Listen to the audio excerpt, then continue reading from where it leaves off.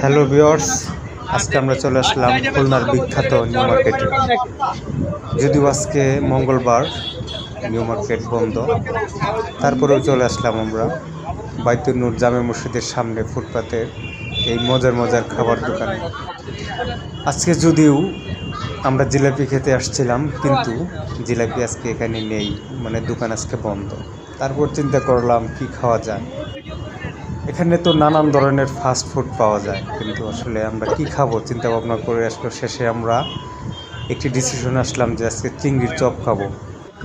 যেই কথা সেই কাজ, আমরা চিংড়ির চপ, তারপরে পুরি, ডিমের চপ, মুরগির চপ, ফুলকপি ফ্রাই, এগুলো আমরা খেলাম। যদিও ফাস্ট ফুড শরীরের জন্য অনেক খারাপ, তারপরেও আসলে এগুলোই খেলাম আর কি। ধন্যবাদ সবাইকে।